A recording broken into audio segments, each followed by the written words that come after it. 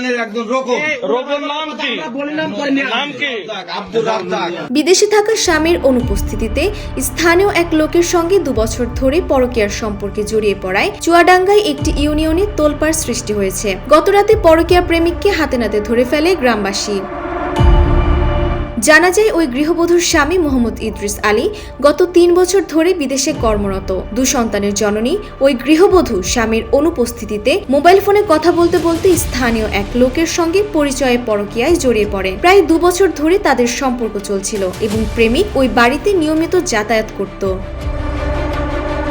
গতকাল রাতে ওই যুবক গৃহবধূর ঘরে ঢোকার পর গ্রামের কয়েকজন মানুষ তাদের হাতে নাতে ধরে ফেলেন। ভোরের দিকে এই খবর দ্রুত গ্রামে ছড়িয়ে পড়ে। গ্রামবাসীর সামনে এনে জিজ্ঞাসা করলে গৃহবধূ পুরো ঘটনা স্বীকার করেন। তিনি জানান, তিনি পরকীয়া করতে রাজি হলেও প্রেমিককে বিয়ে করতে রাজি নন।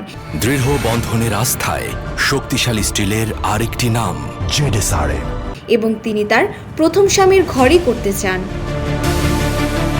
এই পরিস্থিতিতে গ্রামবাসী 2টি দাবি জানায়। মহিলাকে হয় প্রেমিককে বিয়ে করতে হবে, নয়তো স্বামী যদি তাকে গ্রহণ না করেন তবে সমাজে শৃঙ্খলা বজায় রাখতে তাকে গ্রাম ছাড়তে হবে।